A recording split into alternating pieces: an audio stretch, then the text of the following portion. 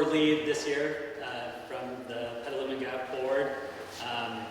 It's my job to put on these seminars, so I'm happy to have you here. Look forward to working with you all and seeing you at the next 3 that we're going to have throughout the year.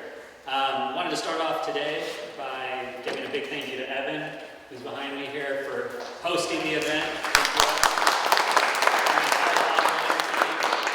And also to Lisa, great, and she's in the back, for helping set up. Thank you, Lisa. And then I wanted to give a shout out to Wayne Dunbar and Aftertech Advanced Imaging for being our video sponsor today.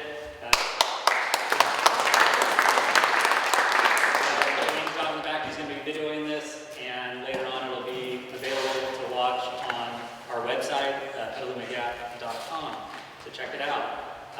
We're also very grateful to Mechanics Bank, our presenting sponsor for the seminar series this year. And I'll swing it over to Dan to say a couple words. Thank you, Scott. Hello, everybody. I'm Dan Aguilar with Mechanics Bank. I think we're going on the 3rd year that we're sponsoring these. And it's a great turnout today. Thanks to all of you for being here.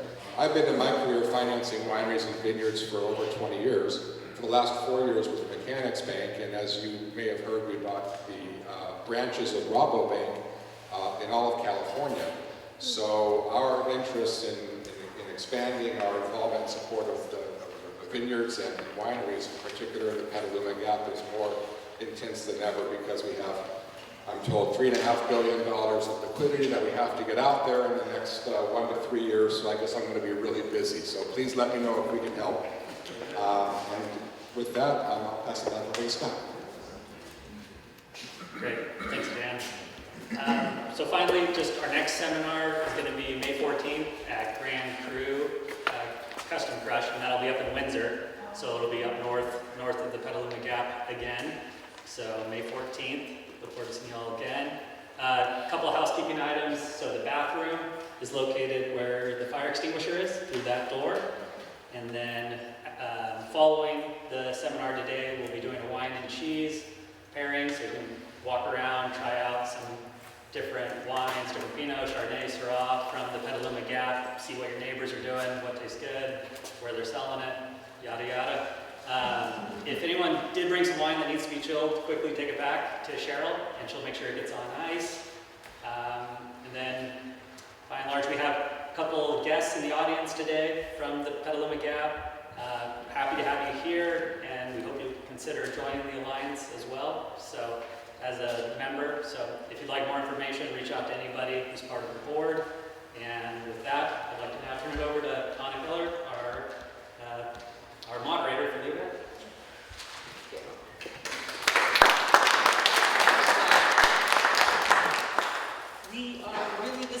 This is a conversation that we started a little earlier today, and I am thrilled to be talking about buying and selling grapes. I think it's really important. Most of us here in this room are predominantly growers. There's some winemakers, and this is an important conversation.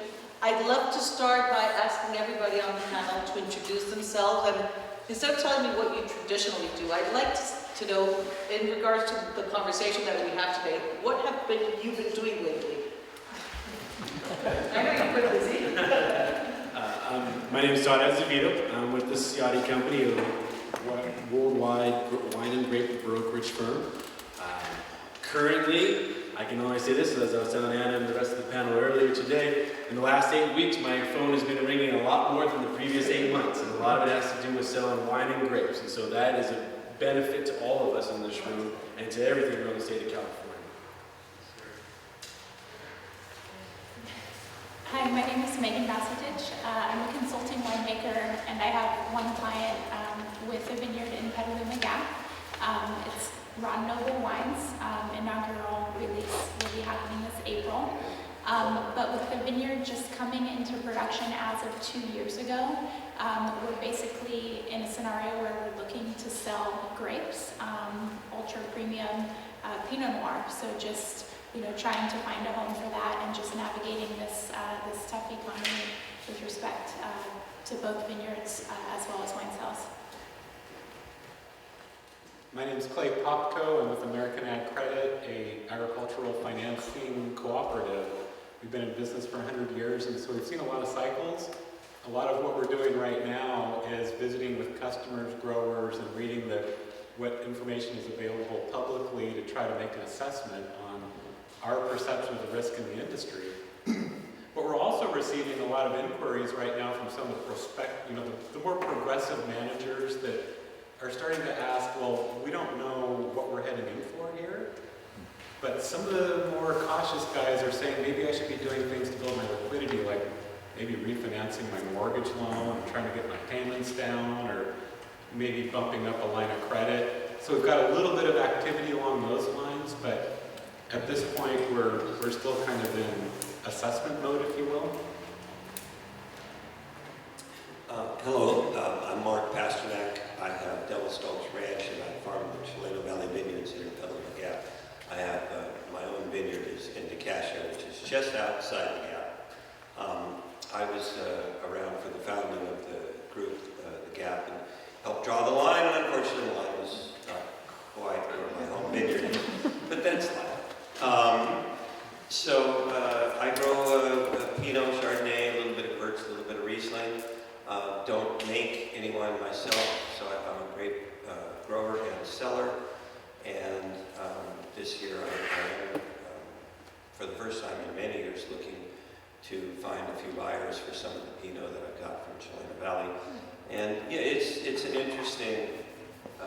interesting market. And I've been around since 1980 with grapes, so I've also seen a few cycles, and you know, we'll see how it goes. Mother Nature has a funny way of making liars of us all. And I've seen Brian Clemens get up on stage at the event that the Sonoma County Wine Grape Growers puts on, telling us how it was, Pinot Noir was way overplanted and the price was going down, and the next year he had to get up and eat his words. So, a lot can happen between now and harvest. And in this area in particular, the Petaluma Gap area in particular, is very prone to issues in set. And so until we get through set, I don't care. Anybody who tells you we got a glut is nuts in the area around Petaluma Gap until we get through set, because there's just no way to tell. Anyway, thank you. Hi everyone, my name is Mary Calla. I'm the Jackson Family Wines grower representative for Sonoma Coast and Napa. So some familiar faces, but for those of you who do not know me, I pretty much manage all of our grower accounts from Healdsburg South in Sonoma County and the entire county of Napa. For the last couple of months, it's been pretty quiet, but we are picking up. I have smaller brands like Hartford Court, bigger brands like Freemark Abbey, who are strong, and they are talking contract renewals right now. But for some of my big clients like La Crema, we're still in the wait and see phase. So conversations with growers are, we'll let you know.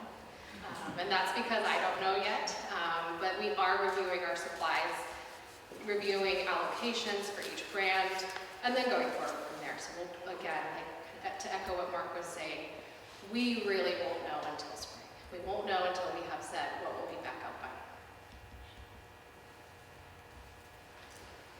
I've got a microphone on this side, so I can hear. I'd like to start by asking, and I kind of, Todd, I'd love for you to tell us one thing. Do you consider that there is a glut, or what is your perception of the word glut market right now?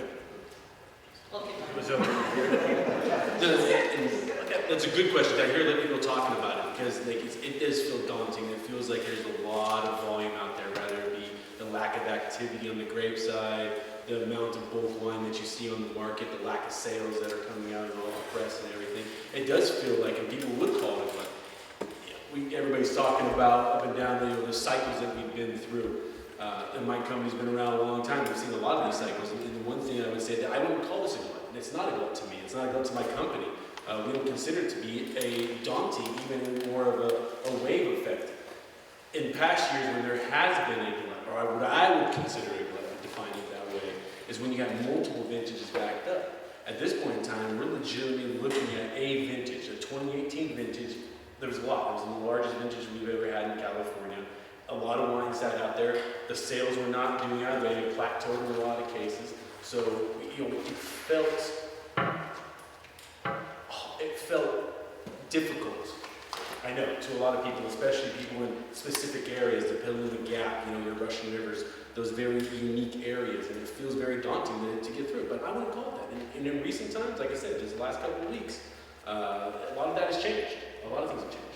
Would you say that it's specifically, when you say Petaluma Gap, Russian River, it's because of the varietals that we grow in this region, or is it just generalized to the area? Yeah, I would just say for all the little spots that exist in Sonoma County or in Napa County, all of the sexy AVAs or the political ones, or you know, it makes it easy to talk Russian River and compare it wise, but we can go down the state of California to Santa Barbara and talk about the areas and the troubles that they have and some of the positives they got going on in those areas, just like you got going on here. Just for the record, and because it's being filmed, we were part of the sexy AVAs. I agree. Very clear. I agree. Clay, I'd love to ask a little bit about your thoughts on, we had an interesting conversation about vertical integration and the difference between small wineries buying grapes and large wineries buying grapes. What would you say to that?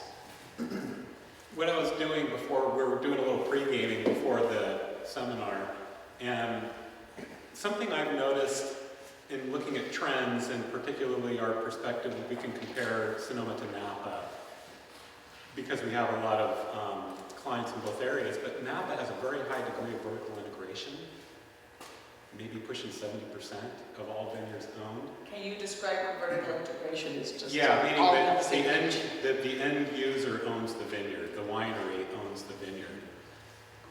Sonoma County might be closer to 40. But what ends up happening is when you look at these cycles, when I look back to what was happening back in the 90s when I started in the industry, there was a higher degree of independent growers.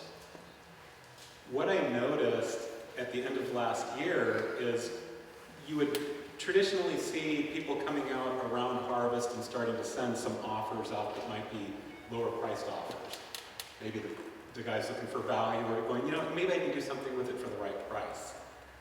We didn't see that. That was not very aggressive last year. And as we start getting into contracting season this year, it seems like there's a little bit of a delay. And so the theory that I'm kind of my hypothesis is that some of these wineries have their own challenges that they're dealing with. And so what does that mean for the independent grower? There's a smaller set of independent growers that need to rely on somebody to help process or inventory or store or get to that next level to stay in the chain. So it seems like it might be a little more abrupt than in the past cycles we've seen. And so again, it's just a hypothesis.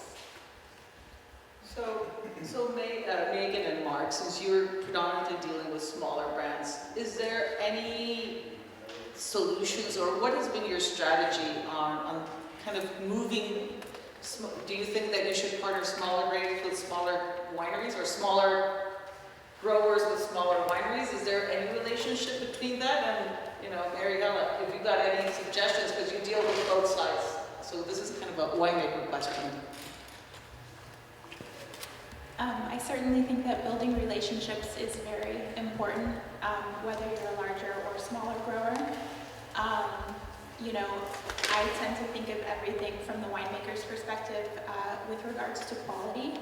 So, you know, I think that with grapes being kind of plentiful, available, you know, affordably priced, that you have an opportunity from a winemaking perspective to really grade your vineyards and make choices based on quality, but also based on, you know, the relationships that you have.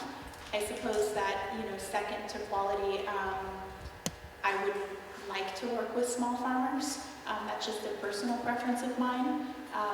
You know, small, independent landowners with their own brands, kind of struggling to survive. I think that they're just as invested in the quality as you are.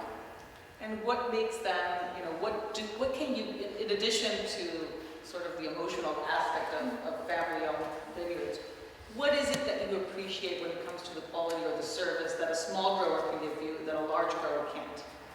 For me, it's just kind of about that family type of feel. You know, I've always worked for small family-owned businesses. I just appreciate these individuals that are out there. I think it's often more of a struggle for them. It's definitely more personal. You know, whenever I can support something small and local, that's just my personal choice. Mark? I don't think I need that. From my perspective, since I'm what I would consider a small grape grower, I prefer to deal with smaller wineries when possible, notwithstanding that I still have a couple of large clients that I sell to. But it's important to have a relationship and have a fit. So, you know, I mean, there's no point in me having a relationship or talking with a large winery about, you know, a Chardonnay at $1,500 a ton, because, you know, I'm not going to survive with that. It's not possible. I have to be able to produce a product that I can comfortably get the price that works for me, and I have to be able to find a winery that appreciates that is willing and able to use those grapes in a bottle that they can price at a price point that works, and be able to pay the kind of prices for growing grapes that I need to get. So we were having this discussion earlier, and it is kind of an interesting thing that, you know, dealing with large wineries has some definite advantages in that they do tend to pay in a more timely fashion, but they don't necessarily pay as much of a premium, and your grapes can get lost in the shuffle. Not a lot of big wineries are putting, you know, your name on the label for, you know, a 200 case production or a 300 or 500 case production. And, you know, there's a lot of value for a small grower to have their name on a bottle of high quality wine that a good winery, a well-respected winery, is promoting.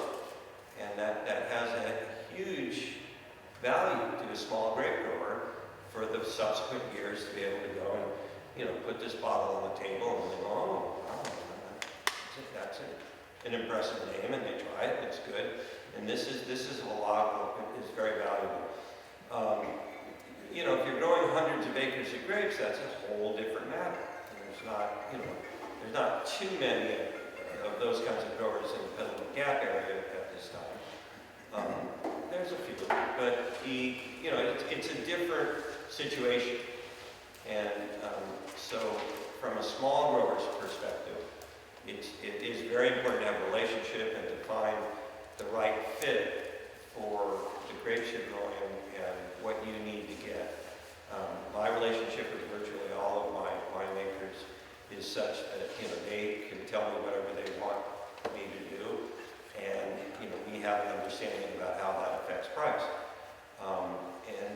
And it works very well for me, and it's gotten to the point, for the most part, where, you know, most of the winemakers don't come out anymore, because I've been dealing with them for 5-10 years, and they know, you know, they know what I'm going to do, and they know what kind of So how did you get to that point, Mark? What? How did you get, I have a good question for you. How did you get to the point where there was an understanding about pricing? Because that seems to be easier said than done. Well, it's both. No, it comes together. In other words, you don't get the pricing thing without the quality, and you don't get the quality thing without the pricing.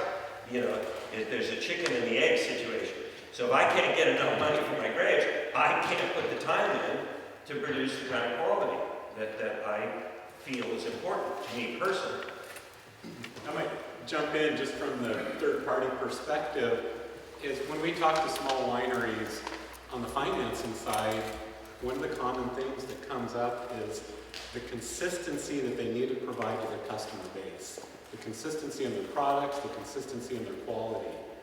And so that, when the relationship you're talking about sounds like that's what the opportunity is if you can get into a program where you guys grow together and you're providing a consistent product and kind of doing that dance of, hey, we might need to do a little different, something different in the vineyard, and be willing to take that on.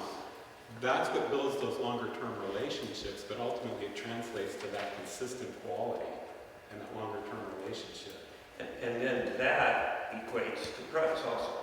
So I had a point 5 years ago, so 6 or 7 years ago, when I had to, I just couldn't see being able to afford to farm my grapes for the next year. I didn't have enough money to make it through till the end of the year to sell the grapes. And I went to the buyers and I said, look, you guys are going to have to pay as you go here if you want my grapes. And I figured every one of them was going to say no. And every single one of them said yes. And that was I think, almost exclusively the result of the quality. Is that they had already been buying from me. They knew they wanted this kind of product, and they knew that I could produce it. Todd?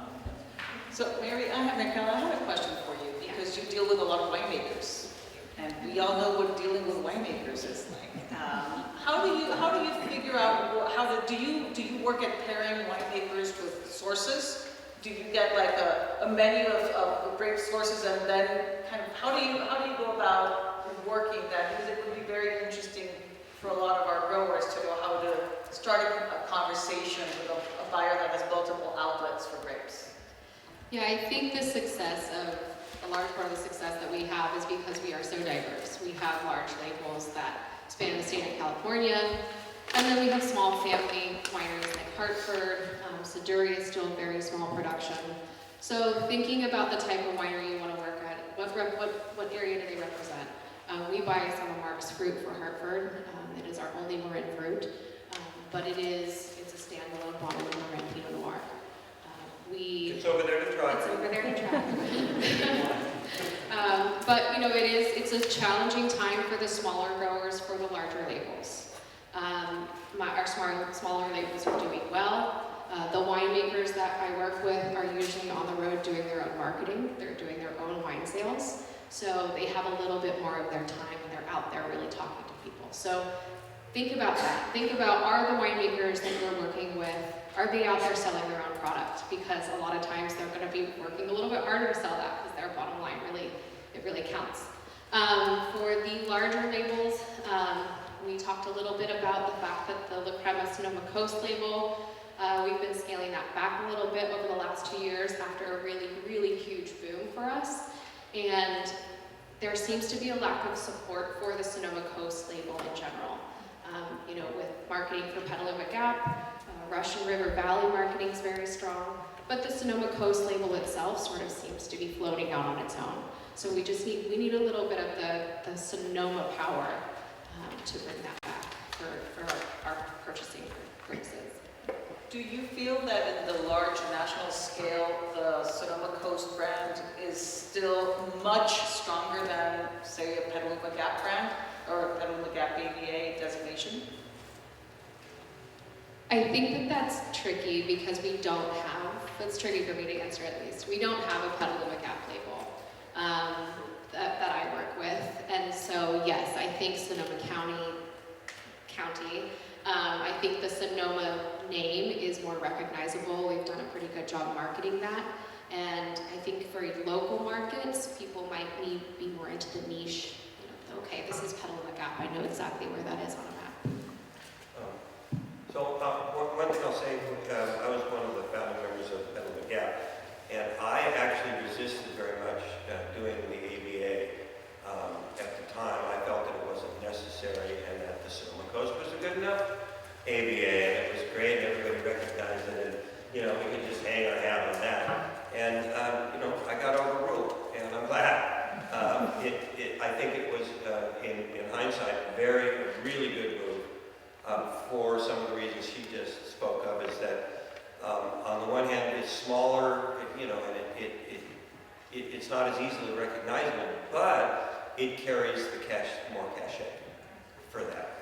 And the other thing, apropos of what you were saying too, is that even with the Jackson family and Deloche, who are large wineries that I deal with, I have a personal relationship with the winemakers. Okay, so I'm just as likely to have a conversation with Jeff as I am with Mary Calla, Jeff Stewart at Harvard. I've known Jeff longer than I've known Mary too. So, you know, I think that this is important for small growers I believe. I think it's a really important aspect of being able to place your grapes and get them sold and get them to the right places, that relationship. So we've been talking a lot about the grapes, but I'd like to take a step back and talk a little bit about bulk wine. I think that a lot of us, the better we understand what happens to our grapes and where they go, and if it's, whether it's bulk wine or shiners or winery, they're avenues that as growers we need to fully understand what the complexities of the market are. And so you've got the mic. I'll just start with one thing to say this. No one sells your product better than yourself. That goes without saying for whatever it is. I don't care if you're selling a widget or if you're selling grapes. No one sells it better than yourself. Don't rely on other people to do it for you. Be a part of the process, have those relationships, but no one does it better than you. So, just to say, bulk wine. Now, there's a small group of people in here. It'd probably be better to have this conversation on an individual basis than figuring out what's going on in your individual businesses. But on the bulk side of the business, it's a tough side. It's not a real money-making proposition in a lot of cases. It's not the save-all if you can't sell your grapes in the vineyard either. You got to weigh heavily whatever you're going to do when you go into my realm of the bulk wine side of it. So, it's hard for me just to say a blanket statement about what you're going to do about bulk wine. It is something I think everybody should do, though, on some level if you have the capabilities to finance it and to carry it, because it broadens your cast, your net. It gets a lot bigger. The people you talk to are a lot more, and it just expands your opportunity to market yourself or market your vineyard or market your products. There's a lot of people that buy a lot of wine and never touch a grape, and never ferment anything, and never have a barrel, and don't have a facility, nothing. All they have is a website, some bottles, and me to go source it for. So how would you envision a grower understanding that, I know it's a blanket statement, but you've got 20 tons of Chardonnay that you haven't sold, and we are talking, it's June 2020. Okay? The situation is the same as we are right now, but people who had contracts already have their contracts. What would be some options that you would like to see growers pull out from a magic hat? First, educate yourself on what's going on in the marketplace. What's going on with Chardonnay, not just with your neighbors, but what's going on in your county, what's going on in the North Coast, what's going on just in other areas. Make sure you educate yourself on that first. You mean pricing, quality, pricing, availability, exact quality. It's kind of hard because in my world, what Megan likes doesn't necessarily mean is what Mark is going to like, or what Mary Calla is going to like, or what I'm going to like. Or, it's all different. So more so than anything is like availability, like Mark was saying. Pricing is a big deal. And then another part, and that's where you got to talk to my man Clay here, is to figure out the financing part of it. Because it's one thing to finance your grapes and to harvest it and then deliver it and then receive your check. It's another thing to wait another 12 months and then you incur the cost of processing and storage and everything that goes along with that winemaking process. Making sure you are going into this opportunity or this scenario eyes wide open. Because there's a lot of pitfalls, and if you haven't done it before, you got to make sure you align yourself with someone that knows it, rather that be the processing facility, rather that be the finance, the winemaker. You've got to make sure you understand what you're getting yourself into. I've seen a lot of people lose a lot of money and lose businesses because they put all their chips in and go up. The bulk wine market's great. I can sell it. I did this once before. Here we go. I'm going all in, and I don't see it again the next year. I just kind of want to add to that quickly. If you are planning on putting wine or grapes to the bulk market, make sure that you're bringing your highest quality fruit to the market. I know it's hard to farm if you don't have a contract. I know I'm saying that on the side of my mouth. I am a grower myself. My family has vineyards, so we are facing this decision at home. But you can't cut corners, you can't send bad wine to the bulk market because it's so competitive right now that it will show up and it will be pushed out of the lineup that people are looking at. So make sure that as much as you can, you're bringing that quality to the table. I would just say Rum's Vineyard came into production with a commercial crop just 2 years ago. So we didn't have any contracts and we came into a difficult market. I've done a lot of scenarios, kind of mapping like budgets, looking at, what we could or how low we could bring grape pricing down versus what we would need to sell per gallon on the bulk market. And I think for a small producer such as Rum, it is going to be a better bet to discount grapes than to necessarily make wine, put the cash out there, and sit on the line and wait for bulk market. For example, I could ask Todd, what do you think per gallon Sonoma Coast Pinot? Sorry. Yeah, I've heard Russian River at $12 a gallon from a producer where I know the quality was estate-grown fruit and very good. And if you look at $12 a gallon times, say, 160 gallons per ton, I don't have a calculator on me, but it's like selling grapes for $2,200 or something like that per ton, plus the processing. And actually, that's another thing. When I worked in my last position working for Paul Hobbs, we had Cross Farm Winery. We had a winery where we could easily bring in 20, 50 tons, just kind of fit it in, make it work. The overhead, it's just a little bit more spending to spread those costs out among many, many more gallons. But when you look at custom processing, really getting a deal at $1,200 or $1,500 a ton for custom processing, I just don't think that making the bulk wine with the current bulk wine market is a good decision. I'd be surprised if it pencils out. I'll second that. I made a little bit of wine, one of my winemaker friends. I had a little extra Pinot on it.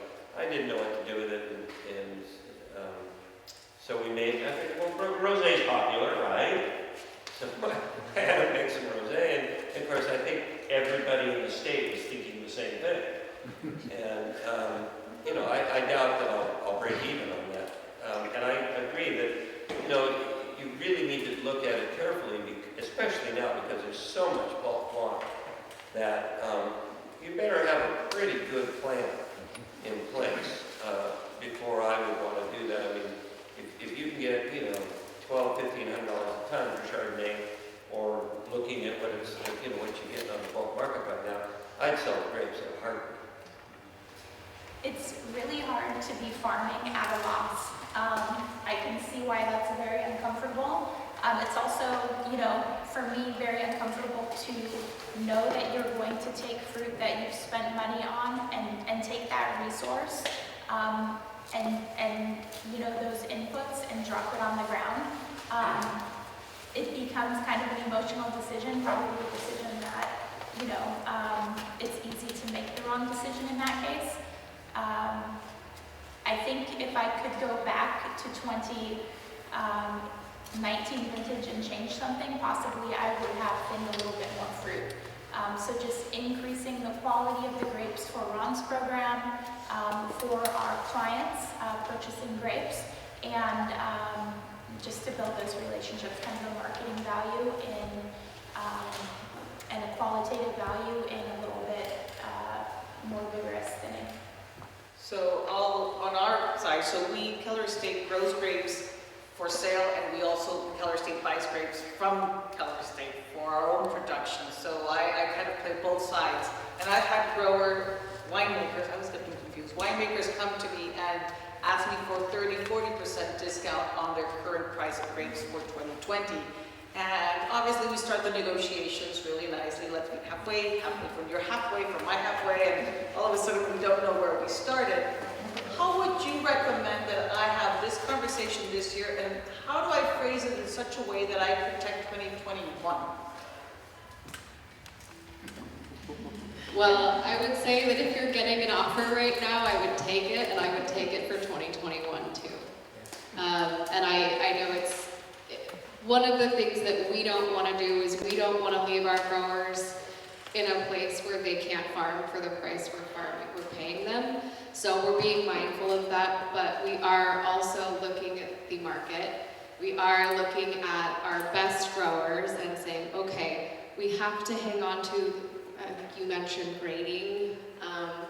I have the winemaker's grade contracts that expired in 2019, contracts that will expire this year, and all the way out to 2022. So I'm looking at 4 years and really taking an assessment and looking at those and saying, okay, we really want to hang on to this fruit, so we'll offer, but it's out of a large number, it's a less than 5 right now. So, I mean, it's really tough, so if you're getting those offers, I would say you're 1 in 1,000.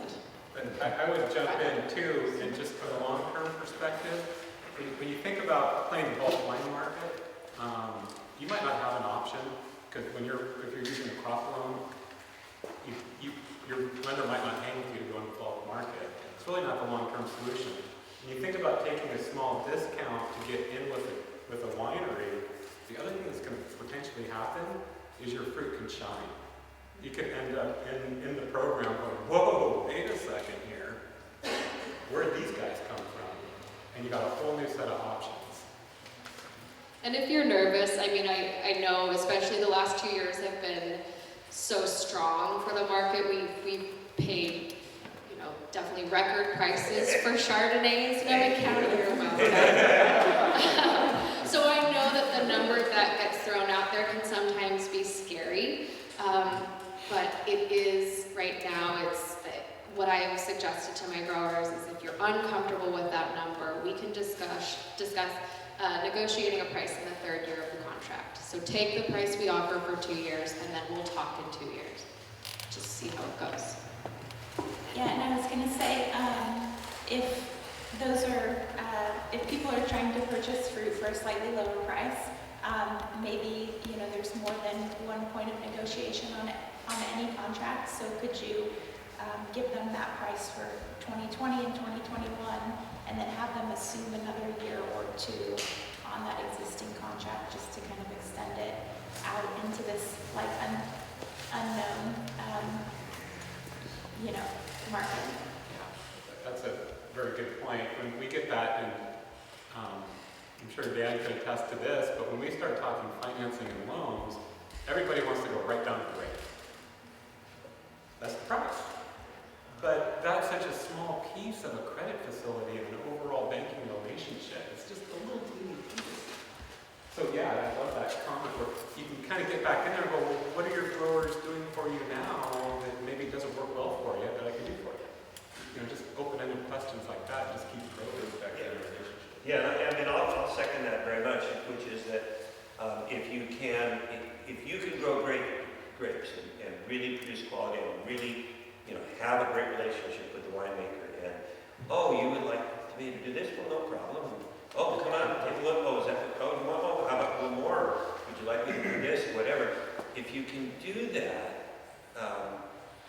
maybe not get the price that you'd like to get in this year or next year. What that does do exactly is it develops that relationship, and it lets you, Sean, as he said, I mean, because from a small grape grower standpoint, which is what I said earlier, we have no choice. If I can't produce really exemplary quality grapes, then I can't farm. I'm too small. It's just we're an animal. We're back in the 18th century in most of the stuff we're doing, and there's no way I can compete with the big guys growing hundreds of thousands of acres on a cost per ton. So I have to have exemplary quality, and so, okay, if I'm dealing with a winemaker who hasn't had my fruit before, especially in a market such as this, if I've got to take less than I want, that may be, undoubtedly, that's better off than going to a bulk market situation. And then trusting that I can show this guy or gal that this fruit is, really, really good. And if they want to keep it, they got to pay me more. That I can't keep growing it at loss. And they know that. I mean, believe me, they all know that. And they will pay you the price for good grapes, you know, in the long term. All of them, all the big guys will. So I'd like to kind of ask panel and audience, who here grows more than 80 acres? Who farms more than 80 acres of vineyard? Who farms between 40 and 80? I think we are there. And who's between 20 and 40? Below 20 acres? So just to give us a little bit of an idea, and I always say that as growers, it's very different who we are than winemakers, especially for winemakers that have purchased fruit from the Petaluma Gap. Because they purchase from the Gap, they purchase from Russian River, they go to many different places. We have got myopia. We only know our where we farm. So we don't necessarily know what other people do.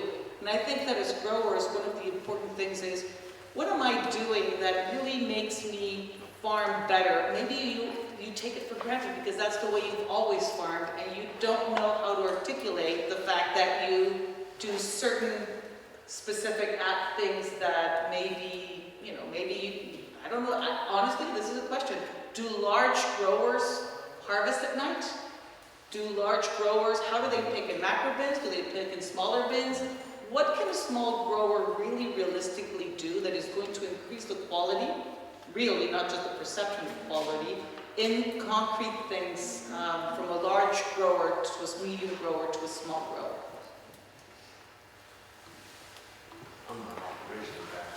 So I think it's so site dependent. So I don't see that the vineyard, you know, a 40-acre vineyard is necessarily different of a 5-acre vineyard. In fact, maybe within that 40 acres you have like a fillet, right? Just this amazing section of soils, you know, just the right balance in the vine. But I just think that, yeah, there's little things you can do from a farming perspective. I think, you know, if Atlas is farming 40 acres or again 15 acres, it just depends on where that fruit is going and what that vineyard owner wants to do. So I don't necessarily see a difference, but what I do see is that, you know, even of course within one AVA, there are many different soils and many different mesoclimates and just different, you know, I think kind of one of the hot topics could be red blotch, you know, just looking at good vineyard health, vineyards that are producing exceptional wines versus wines, you know, that just are kind of lacking.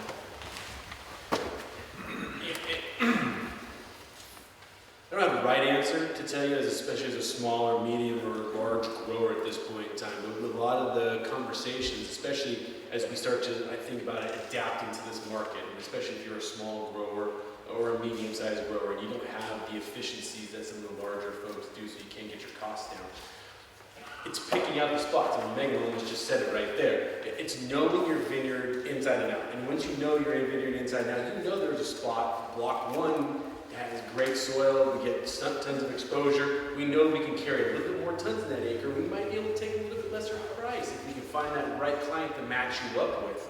But hey, block 4 in the corner over there, struggling a little bit, doesn't do as well, you know, might have to think about doing that a different way, or if that someone wants that fruit, or can accept that kind of a fruit, then there's a different way. So it's really educating yourself on what you got going on in your own little piece, and then adapting to the market. That's why I said, like, in a lot of cases, not just the bulk wine side, but when you're just going in and selling grapes, go in eyes wide open. Make sure that you are not just thinking about the number and knowing that, oh, that's not going to work for me, and you got to go. It's thinking about, how can I accept this? Like Mary said, if you're getting offers right now, I'm not saying take them, and that's what it is. Don't turn away. Make sure you keep track of the conversation. And let it drag it out. As whoever the buyers, let it drag it out and see what you can do for them, because you might be able to service them in a way that another grower can't. Get those car keys. Yeah, and I agree. I mean, I've been given a number to go to the growers with, and obviously that's the start of the conversation. You know, where I think the conversation started with what types of bins you would use, but I mean, the more we are realizing that more and more of our grapes are going to be machine harvested. The quality of a machine harvested fruit is good. So we know that there might be certain blocks that are fillets, and we'll hand pick those into macro bins. But for the most part, we are going to move to larger format. We really like the 2-ton gondolas. We like machine harvested. It processes faster at the winery. So I think mechanization is certainly something where if you have the option to use it for not only harvesting, but sucker, shoot removal, if you can machine leaf, anything you can do to save a little bit of money. The quality of machine leafed fruit, I attended a panel at Unified. 3 out of 3 sets, I preferred the machine leafed fruit. So that says something. There is a discernible quality difference, and you're saving money. So then, for example, let's talk about organic fruit for a while. Is there a value right now in farming organically, or how do you make the most? And I'm trying to be positive here. How do you make the most of the fact that you farm organically? I don't have any organic. No, I take that back. I have one organic farmer. It's in Napa Valley. We buy Sauvignon Blanc from him. He produces a large amount of his own fruit. He does mostly Bordeaux varietals, and it's very niche, but this year he got powdery mildew so bad that, I mean, we dropped probably half the crop on the ground. So it's a challenge, and I don't have a lot of expertise in that because my family does not farm organically either. From my standpoint in the business, when we look at Vinciati, we get a lot of interest and a lot of activity. We sell a lot of organically grown grapes. We sell organically wine grown from grapes, and we sell organic wine. To answer one of your questions, at this time in this market, guess what? Conventional versus organic, there's no difference. The pricing is the same. The clientele is pretty much the same. The only reason you would do it in a lot of cases is because it makes you feel better. That's what you want to do. You're a steward of the land, whether it is, or it makes you feel better about the product that you're putting out there. That's the best way I can describe it at this point in time. I will say this, though. We get a lot of pressure put on us to find out if this is a sustainable product, if we're selling you something sustainable. Show me that certificate. If it is grown organically, there are a few wineries out here, one here in Sonoma County, Coppola, will pay you extra money if you are certified. And Jackson Family Wines. Sorry. I'll let you speak on your own. But they will pay you a premium for being, it's California rules now, correct? California rules? Yeah, SIP certified California Lodi It rules. used to be Lodi, now it's not Lodi anymore. Oh, sorry. It's California, that's what I was saying. Yeah, and then But you have to find those wineries to match up with you. That makes you go in that direction, all right? And there are those opportunities. I think that one of the things that we keep coming back to is the fact that you have to know your fruit and you have to know your buyers. And one of the things that I would just add also is that winemakers move from place to place. So it is really important to, those relationships may move. We've been selling to the same winemaker for over 20 years, and it's now his 4th winery. So always the relationship is with a human being, and never underestimate the assistant winemaker, because he will most likely move up the chain and eventually be in a purchasing position. So I think that developing the relationship starts from the person they send out to sample grapes, if they send somebody to sample grapes. If they don't, make sure you do develop a relationship with whomever is receiving data, or wherever you're, building the relationship is so much more than, I always tell our vineyard foreman that he shouldn't receive instructions from winemakers, because then that creates kind of a huge, it's a nightmare. Well, the winemaker wanted me to do this, so we've always tried to channel the conversation through us. But I do think that it is important that it also, how to best direct the conversation as a grower and knowing your wines. And I would love to know a little bit more. One of the things that we were saying today is it'd be great if we could all sit around and really exchange information. I think it's great for us as the Petaluma Gap to know better the size of our growers. How many of you actively taste the wines that your wineries make? So because, or you make them yourself and so you're intimately familiar. And I think that what is that also teaches you, and how frequently do you taste the comparative set of those wineries so that you could eventually, maybe as you were saying, you're farming that particular block isn't great, but this other buyer uses it for rosé. Maybe I can look for other people who are looking for rosé and really direct the conversation, become more proactive instead of just placing an ad online for selling grapes or coming to a source. I was just going to say that, tasting and knowing your environment and knowing your neighbors and everything is great. It's also great to know what's going on outside of that realm, because I find that a lot of times that when I start to have conversations, especially with people from a sexy ABA, that all their conversations happen with just their neighbor next door, and they're just doing that next door. And that's good, and it's great, because you're obviously, everybody's trying to get better in their little neck of the woods, but you also got, and this is what I was going to say, how many people are familiar with their wineries that are selling to their marketing plan, and what they're trying to do with that actual bottle that they have to do at the end of the day, because they can't pay you for the grapes unless they can sell that bottle of wine. They're not going to be around unless they can move that product, whether it be through me or through any other channel. Knowing a lot of those things, I'm not saying you have to go over there and have dinner with them and lay it out on the table what they're going to be doing, but just that relationship is so important, and especially as grape sellers, where you are pretty much, you hit, in an alphabet, right? You get to M and you're done. You don't know what happens after that in the rest of the alphabet. You don't know what happens at Z, because you're done. You got paid and you're just out. Knowing it or following it through, or just having an idea. You don't have to know it intimately, but having an idea where it goes will tremendously help you out as a grape seller when you go to the next winery, or when that winemaker goes to the next winery, and they're in a different program, and they're in a different spot, rather they're going into a direct-to-consumer kind of system, or they're going into a three-tier system. I mean, no one sells your fruit better than you. And aside from the quality of the fruit, what else can you do to better market your fruit? And I'm going all full winery here, Do you have good photography of your vineyard? Is that something that would be useful? Could you use, one of the things that a lot of us have is we have land, we have the physical vineyard, and we know that in marketing, those shots of the vineyard, the possibility of touching the grapes, of being in contact is critical, not only for social media, but it could be really valuable for a small winery that doesn't have a physical place and needs a venue, needs a host. For their marketing. I think the best marketing tool to help sell grapes is basically, the wine that I produce, to show people, hey, here's what we made from the vineyard.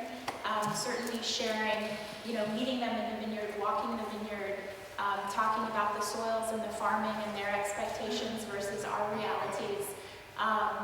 But sharing the chemistries, not only on the juice, but also on the wine, just any notables from the winemaking perspective, I think has been really helpful. And then, just in general, we are trying to establish a prestige for the vineyard name, Noble Family Vineyard, or in whatever case, right? Hopefully someday that will mean something to people buying wine off of the shelf or at the winery. I suppose not off of the shelf, I hope. The restaurant list, yeah. So I think, just working to establish a known vineyard designate, to establish prestige for that vineyard, but that's kind of more of the long term. I agree. I said it earlier about the vineyard designate, that it's a really, can be a really important tool. Just make sure that it came out good before you go out there putting it on people's table. The smaller tastings that exist, I think are really good, where you can engage people when it's not in a huge environment like San Francisco or Hilton or something like that. But that's one of the reasons I participated in and was working with the Gap originally, was the idea of having a small group promoting this area, that you could come to something like this and have, you know, a couple of dozen wineries at most with the bottles, and so you're not getting overwhelmed. You can deal directly with the consumers, and it's much more approachable, and that builds momentum and helps out. And it, you know, for most of us here, we're small enough where it makes, you know, it makes a difference. You know, we don't need to be selling, you know, hundreds of tons of grapes, you know, all day long. So I think, you know, that having a good product, getting out there and helping out, that's one of the things I've done with almost all of the wines produced from my grapes, is I've made a point to go out and talk with sommeliers and restaurants. I happen to raise meat also for restaurants, and so I deal with a lot of restaurants and chefs. But invariably, there's the opportunity to say, oh, and by the way, you've got a rabbit on the menu, you know, there's a Devil Skull Ranch Pinot Noir that goes really good with rabbit. And, you know, every time if they have a foretop and somebody's ordering rabbit, the waitress can go, hey, we happen to have a Pinot Noir from that same, you know, producer. 90% of the time they're going to buy it. And so this kind of co-marketing works good, but also just getting out there and talking to them, going to dinner places, and, you know, and pulling out a bottle and saying, oh, by the way, and these kinds of things make a difference. And it's hard on the larger scale stuff, the big wine expos and things for the size most of us are. But the smaller ones, I think there's a lot of value, and a lot of the other food-oriented type stuff, the cheese, the wine and cheese things, and you know, the Petaluma Restaurant Week, and those kinds of things, and Sonoma County restaurants. So those kinds of things, I think, are valuable, and it's a good place to go out there and take a couple of bottles of wine from your fruit and show it around, and let your winemaker know that you did that. Yeah. I'd like to take a poll of the audience. Sure. How many people here enjoy growing grapes? How many people enjoy doing the financial part of things?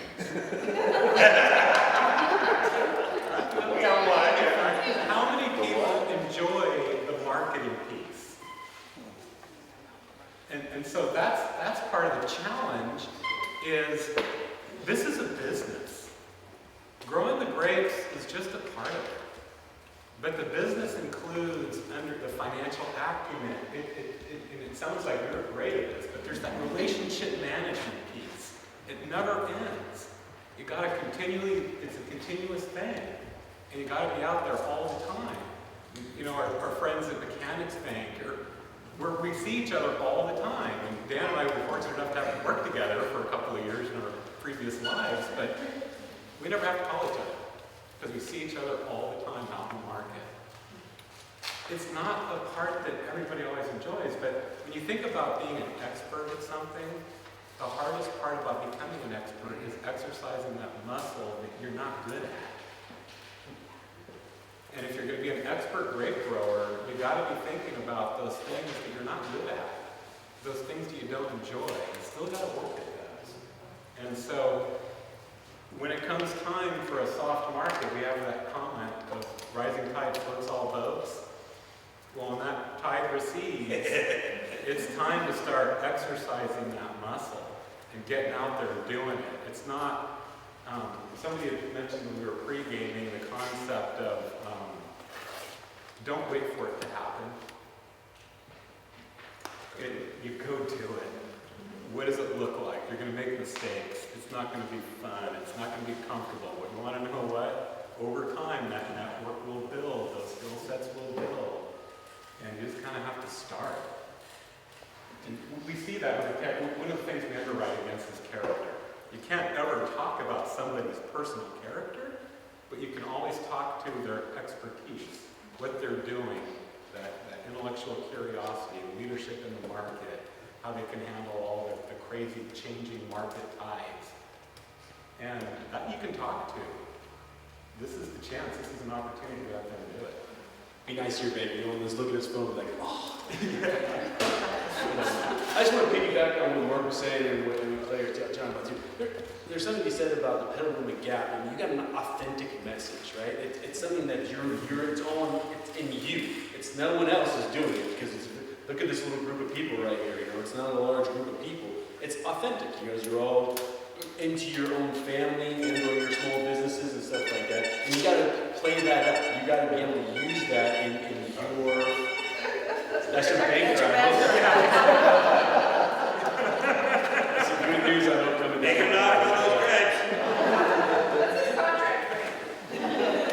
But being that, serving up that message, like I said, piggybacking on what Mark said, being able to be in the marketplace, being able to do those kinds of things, and speak to that area, and speak to that message, that family, authentic story that goes along with wine. I mean, the wine is a story. I mean, how many times have you gone out there, you sat behind plenty of tables, poured lots of wine and told stories. Maybe not always true, but it helps.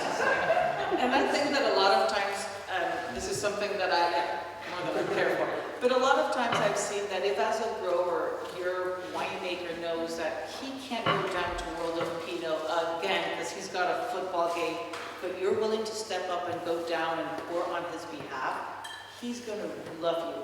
He's going to love the fact that you're taking your time to promote, yes, the wine that he makes from your fruit and 3 other wines, but he's going to do that is really going to go a long way. I think that the best way we can market grapes is to learn to market wine. And I know that that's why the Petaluma Gap also works a lot on the end product, on the wine, because that's what ends up pulling the grape sales. But I think that if you get familiar with, there's plenty of information out there. There's Facebook pages, there's books, there's blogs, there's writers. Get familiar with the writers that your wineries care about. Make sure that you know who rates the region well. And those things go a long way to being able to articulate better why your grapes are great grapes and not just, grapes. Take the initiative. Take the initiative, I think, is really kind of a good message for all of us. I'd like to open up for any questions that anybody may have. Jay? Yeah, just for Todd, on the subject of the EU and imports with the tariffs, how is that going to affect the bulk market? I've heard of possibly we don't have enough wine to support our whole country here. I hope not. Let's make it a simple answer. If they actually pass and they do go through, you guys want to think about it. We'll go into a deficit like that. If they don't pass, which we're talking about, don't worry about it. It's doing business as. All right. So I don't have a good answer for you. I mean, you should call me. We'll talk offline. It's probably easier because it's a long, drawn-out process of what's going to end up happening. But simple way of doing it. Wake me up if it happens. Kind of like you were going to ask a question about downtown Constellation earlier. Like I said, wake me up when it's done. Because it's been going on for 24 months at this point in time. I'm going to wait and see what happens. I would say that from a winery perspective, the biggest thing I've seen with the tariffs is all of the distributors that we work with are so distracted because they're freaking out trying to figure out what they're going to do, that they're not paying attention to business as much as they should. Right. So you have to even be more assertive. Hey, what about this? What happened to this? So I just see that there's a lot of distraction while all of this gets sorted out. I don't know if you would concur on that point. 100%. When it happens, let's cross that bridge when we get there. At this point in time, I don't think it's going to, it's not worth talking about. I thought Unless 25% you're was already. Say that again? I thought the 25% tariff. It's true, but it's going to fall here pretty soon, right? And if they resign the bill or not. Yeah. So like I said, there's a lot of moving parts when it comes to that. And like I said, and the Petaluma Gap, it's so far away from worrying about what's going to happen to your local businesses, even as a generalized thing, even the coastal business, just the one-on-one highway business. It's so far away from that it's really not entertaining at this point in time until it actually happens. Too many other things to worry about. Lots of them.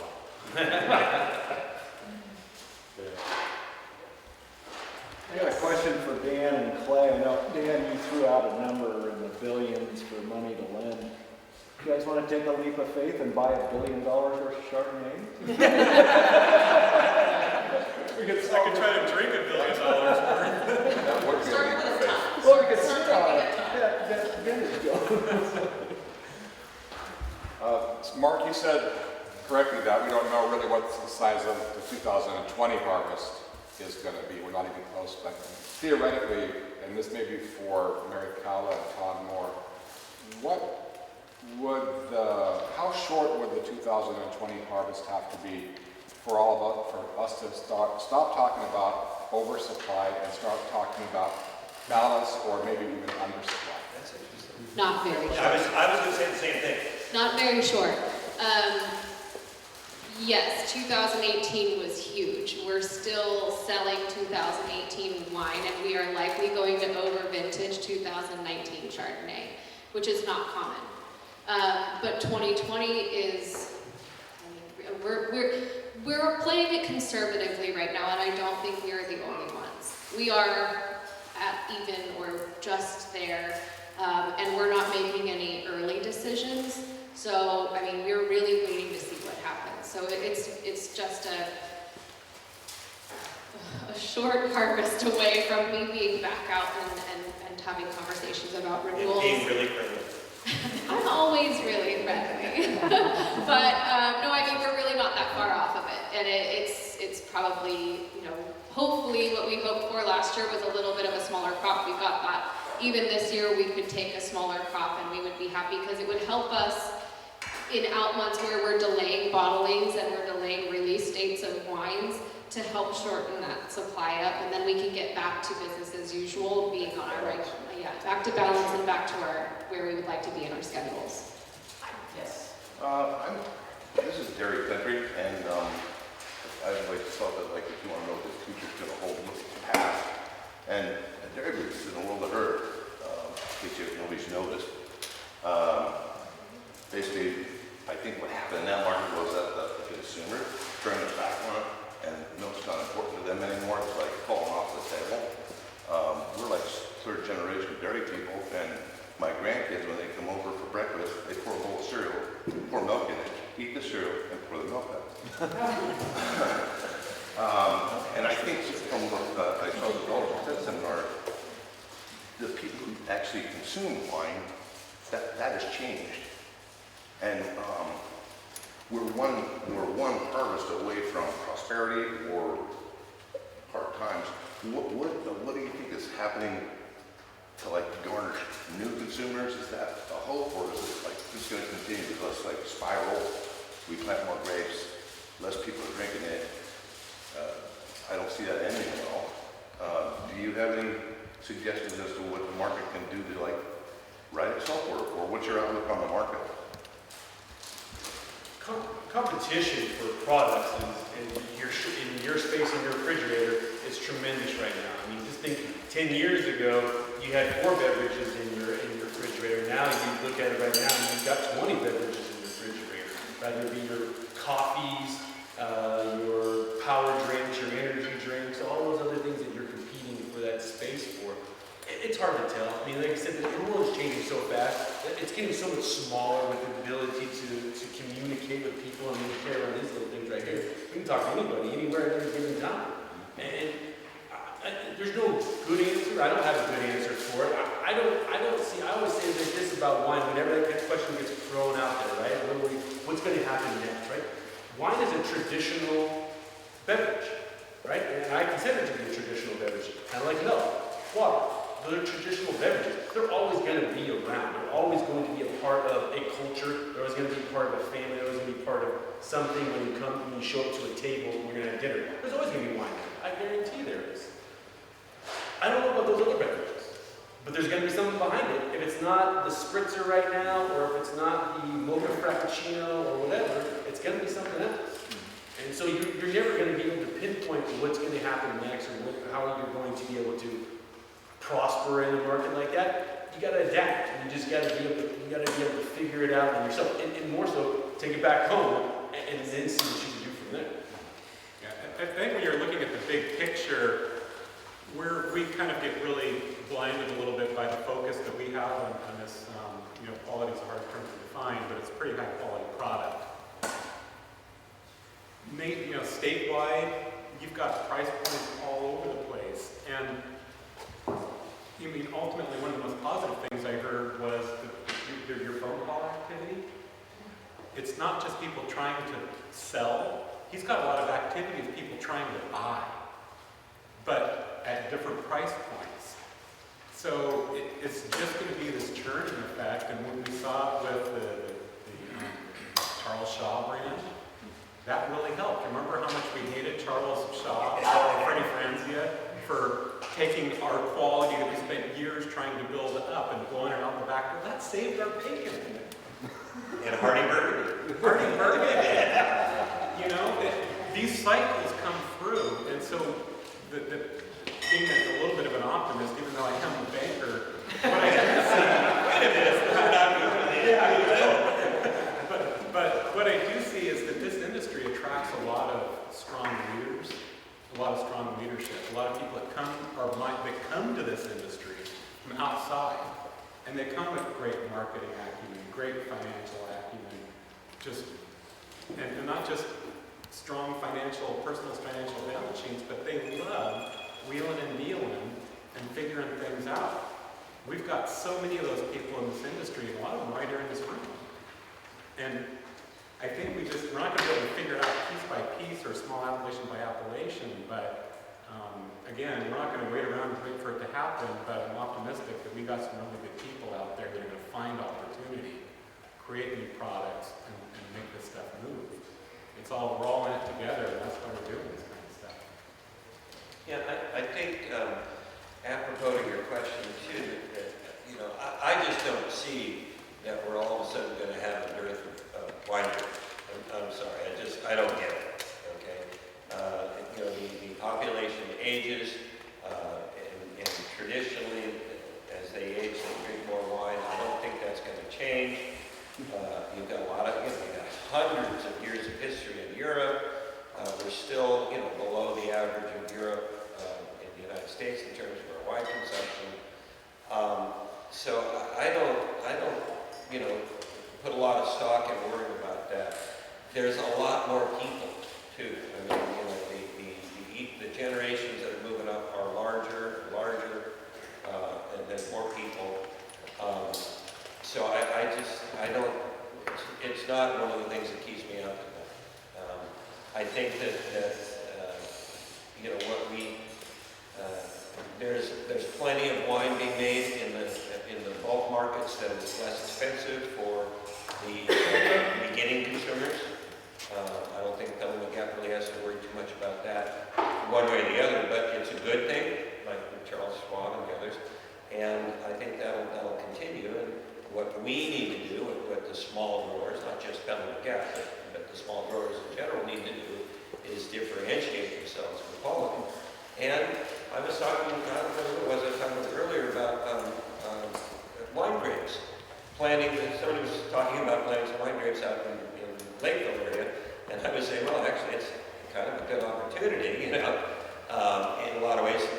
You really don't want to be planting when the market's high, and so when the market's lower, it's usually a better time, in a lot of respects, assuming you can get the money and the contract and stuff. So there's issues, yes, but what the opportunity that we have now in the Gap is to look at some other grapes.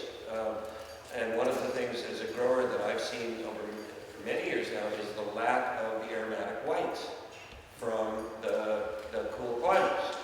Viognier, Gewürztraminer, Riesling, Pinot Gris maybe.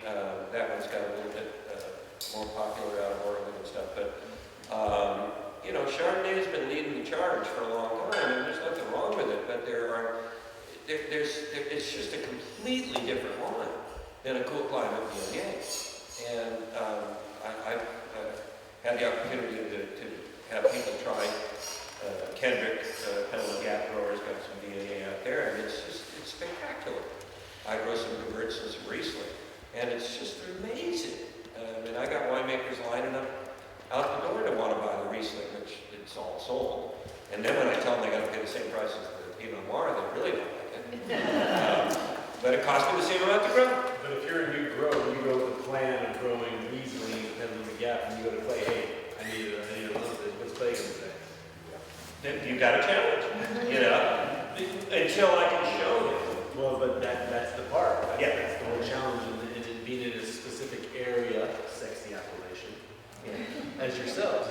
You are limited in what is marketable, is what's sellable, right? You're not going to go out there and do something that's not sellable, right? I mean, unfortunately, that's the case. You're not going to put Cabernet out there. If you do, I want to meet you.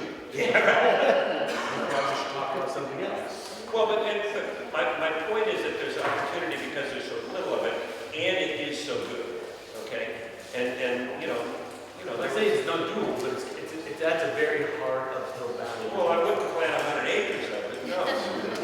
I think it is all relative. Well, I know I've heard some corks pop in the back. I'd love if I could ask everybody, Mark already gave us some closing thoughts, but if Mary Cal and everybody could just give us some thoughts that they might have, good tips, good advice, just as we wrap up a great conversation. Yeah, I think for me, I'm seeing more and more mechanization. That was kind of my big cost saving tool. But I also think that just don't lose hope. Sonoma County is so much more relatable and approachable than Napa County, and I say that as a representative for Napa County, that we really have a unique position in the wine industry to continue to market ourselves as the approachable and the authentic wine region. We have such diverse climates, we have diverse winemaking teams and products that we produce, that we are a very attractive place for people to come and taste wine, and I don't think that people are going to just turn their backs on us. No, I agree. I would just close on, remember we're not in this together, and this is a young appellation. What I'm hearing a lot of is the challenge is what does the appellation mean out in the market? We need bus drivers, the guys that are out there preaching. We got to be rowing in the same direction, telling the same story. Does everyone believe in what does the appellation mean? But as you're out there building those doing these things that don't involve growing grapes, talking to your banker, growing relationships with other people outside the appellation, going beyond selling grapes and helping your winery sell the wine, whatever that looks like, make sure everyone's telling the same story. So when the market hears that, we understand what it is. And I think that's going to lift everybody. Yeah, I agree with Mary Fella that it's time to just kind of tighten your belt and mechanize, whether it's the leafing, the hedging. I'm a big advocate for mechanically harvested Pinot Noir for very high quality. I really do believe it's possible. I think Oregon is kind of leading the charge on this.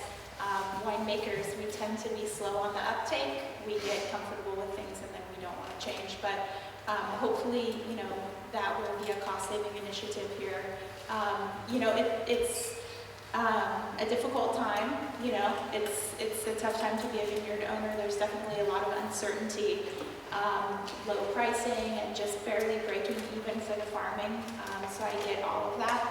I'm just glad to be a part of the industry. I really love what I do, and I think so much of that is about these relationships, with people and also the partnerships. So we're all in it together, that's for sure. So I suppose you're right in just promoting the wines, promoting quality, promoting Petaluma Gap, your vineyard, just getting the messaging out there. As grape sellers, you're going to hear a lot of no's.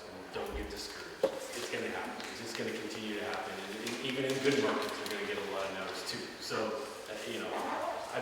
my family, with the company I work for, all the people, all my friends and everything come from this industry, and I love it. So don't give up. Don't get discouraged, and just keep it up. Because, like I said, I think Petaluma Gap has some special stuff. I think it has a special place place in Sonoma County and outside of Sonoma County as well. So I'd like just to finish by saying that I think we all have a responsibility to learn and to know how to articulate best what the Petaluma Gap truly means and what makes the wines special. And if you've got that 2-minute elevator speech, great. If not, talk to the winemakers that you know, that help. They'll love to educate you. It'll help you sell the food better to them and to other people. That would be something that I would kind of, and today's a great day to start as we taste the wines of other growers. With that, I'd like to thank everybody on the panel, and thank you for being here, and